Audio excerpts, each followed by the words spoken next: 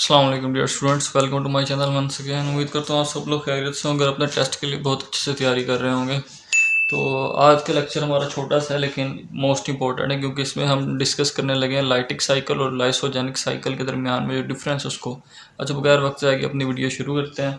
और अगर आपने हमारे चैनल को अभी तक सब्सक्राइब नहीं किया तो सब्सक्राइब कर लें ताकि आपको आने वाली वीडियोस की नोटिफिकेशन मिलती रहे। अच्छा, जो लाइटिक साइकिल में हमारे पास वायरस होता है उसको हम कहते हैं लाइटिक और विरुलेंट फेज।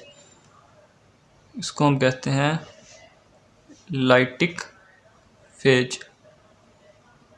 लाइटिक फेज हम क्यों कहते हैं? क्योंकि ये तोड़ फोड़ करता है, ये बैक्टीरियल सेल को डिस्ट्रॉय कर देता है, इसलिए हम इसको लाइटिक फेज कहते हैं। और विरुलेंट फेज, विरुलेंट का मतलब होता है गुस्से वाला, क्योंकि तोड़ फोड़ करता है तो इसलिए हम इसको विरुलेंट, गुस्से वाला या तोड़ फोड़ करने वाला फेज कहते हैं। ये बैक्टीरियो फेज लाइटिक फेज होता है या विरुलेंट फेज होता है in case of lytic cycle. अब लाइसोजेनिक साइकिल की बात करें, लाइसोजेनिक साइकिल हम इसको कहते हैं temperate phase. Temperate phase, temperate का मतलब क्या होता है? टेम्परेट का मतलब होता है एतदाल पसंद, क्योंकि इसमें जो भी बैक्टीरियल सेल की कॉपीज बनती हैं तो वो आगे ट्रांसफ़र होती रहती है, उसमें बैक्टीरियल सेल डिस्ट्रॉय नहीं होता। इसमें जो रिलेशनशिप होता है बैक्टीरियोफेज और बैक्टीरियल सेल का, उसको हम कहते हैं मास्टर स्लेव रिलेशनशिप। ये मास्टर स्लेव रिलेशनशिप होता है, क्योंकि इसमें टोटली बैक्टीरियल सेल के ऊपर बैक्टीरियोफेज का कंट्रोल होता है, इसलिए हम इसको मास्टर स्लेव रिलेशनशिप कहते हैं। लाइसोजेनिक साइकिल में बैक्टीरियल डीएनए के साथ इनकॉर्पोरेट होता है वायरल डीएनए, इसलिए कॉपीज आगे ट्रांसफ़र होती रहती हैं वैसे ही। इसीलिए लाइसोजेनिक साइकिल में हम इसको कहते हैं host guest relationship. Host guest. अब होस्ट गेस्ट रिलेशनशिप कहते हैं क्योंकि गेस्ट ने कभी ना कभी तो जाना है, मेहमान ने।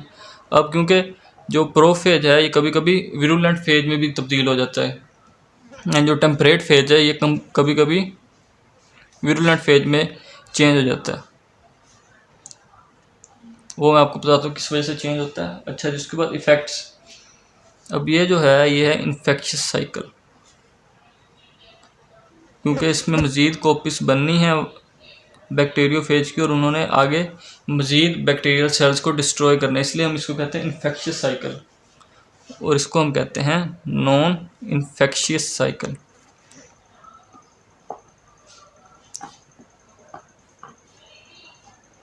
एक और इन्फॉर्मेशन दे दूं आपको कि जब भी बैक्टीरियल सेल के ऊपर बैक्टीरियोफेज अटैक करता है तो विद इन 25 मिनट्स तकरीबन 200 नए बैक्टीरियोफेज प्रोड्यूस हो जाते हैं और वो मज़ीद आगे नए सेल्स को डिस्ट्रॉय करते हैं। अच्छा, जो वायरल डीएनए, अब इसमें जो वायरस का डीएनए वो कंट्रोल कर रहता है टोटली बैक्टीरियल सेल की मशीनरी पर, टेक्स कंट्रोल। अब इसमें लाइसोजेनिक साइकिल में वो उसके साथ इनकॉर्पोरेट होकर रहता है, इसलिए हम इसको कहते हैं इंटीग्रेटेड फेज, क्योंकि डॉटर सेल्स में भी वही कंपोजिशन जानी है। अच्छा जी, बैक्टीरियल डीएनए इसमें क्या होता है? डिस्ट्रॉय हो जाता है। बैक्टीरियल डीएनए डिस्ट्रॉयड हो जाता है और लाइसोजेनिक साइकिल में रिमेन्स इंटैक्ट, यानी कि बैक्टीरियल डीएनए और वायरल डीएनए दोनों इकट्ठे रहते हैं, रिमेन्स इंटैक्ट। अच्छा जी, ये थी हमारी आज की वीडियो। अभी मैं आपको डायग्राम के जरिए भी इसको समझाने की कोशिश करता हूँ पीटीबी से। अच्छा जी, इसका आप स्क्रीनशॉट ले लें ताकि आपको समझ आ जाएगी। अच्छा जी, तो अब हम डिस्कस करते हैं यहाँ से लाइटिक साइकिल और लाइसोजेनिक साइकिल को। अच्छा जी, ये यहाँ से शुरू हो रही है। पहले स्टेज में बैक्टीरियोफेज ने आना है और बैक्टीरियल सेल पे इसने एड्सॉर्प्शन एंड पेनिट्रेशन करनी है। ये यहाँ पे जुड़ेगा साथ और अंदर अपना वायरल डीएनए इंजेक्ट करेगा। फेज एब्जॉर्ब हो जाता है to receptor site on bacterial cell wall and injects its DNA, अपना डीएनए इंजेक्ट कर देता है। हम इसको एड्सॉर्ब कहते हैं। एड्सॉर्ब इसलिए कहते हैं क्योंकि ये बहुत ही वीक केमिकल यूनियन होता है दोनों के दरमियान। अच्छा जी, दूसरे स्टेज में क्या होता है? Phage DNA inserts itself as a prophage into bacterial chromosome. Phage इसमें इंसर्ट हो गया तो क्या बन गया? प्रोफेज हमारे पास बन गया। अच्छा, अब तीसरे स्टेप में क्या होता है? सिंथेसिस शुरू हो जाती है। सिंथेसिस किस चीज़ की? The phage DNA directs the cell's metabolism to produce viral components.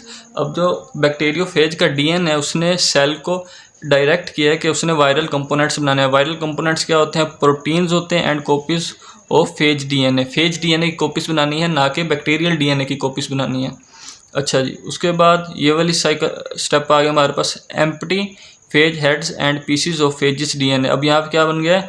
Empty phage head and copies pieces of phage DNA. अब ये हमारे पास बन गया। अब ये जो कॉपीज हैं फेज डीएनए की, इन्होंने अब इस हेड्स के अंदर चले जाना है। Maturation heads are packed with in DNA. अब डीएनए इसके अंदर चला गया। अब ये फुल क्लोज हो गया। Collar sheaths and base plates have been attached to heads. Collar sheaths और बेस प्लेट्स जो हैं वो हेड्स के साथ अटैच हो गए। Tail fibres are added at last. ये भी एक बहुत इंपॉर्टेंट एमसीक्यूज रहता है कि जो टेल फाइबर्स हैं वो सबसे एंड पे अटैच होती हैं।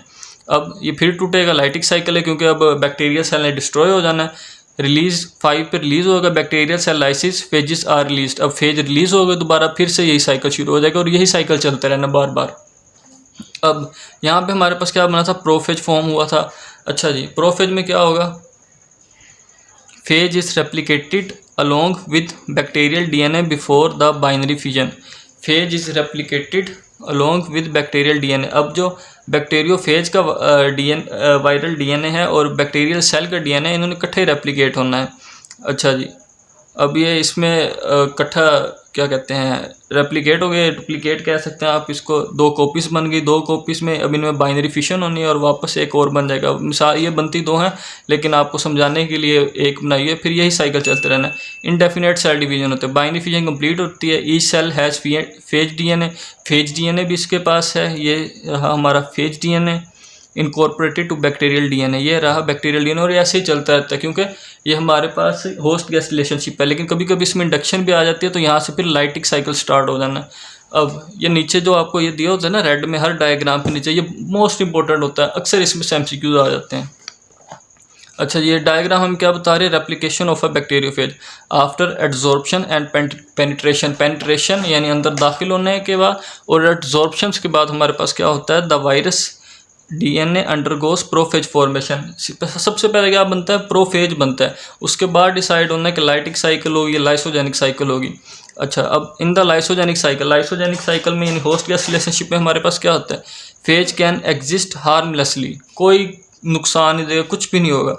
एज अ प्रोफेज के तौर पर with the host cell for long periods of time. Indefinite periods of time के लिए, यानी सारी ज़िंदगी के लिए भी रह सकता है, चंद मिनट्स के लिए भी रह सकता है, लेकिन उसने उसके साथ रहना है। और आगे जो डॉटर सेल्स बनेंगे उनके पास वायरल डीएनए भी होगा और बैक्टीरियल डीएनए भी होगा।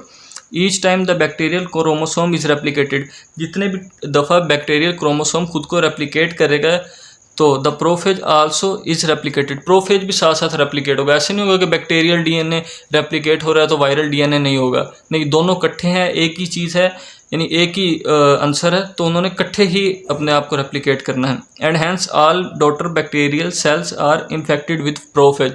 अब जो प्रोफेज का डीएनए वो सारे ही डॉटर बैक्टीरियल सेल्स में जाएगा। ऐसे नहीं एक में गया तो उससे जो आगे बन रहा है उसमें नहीं जाएगा। नहीं, जितने भी उससे, अगर डॉटर सेल बना है, अगर डॉटर सेल से आगे एक डॉटर सेल बन रहा है तो उसमें भी ये चीज़ जानी है।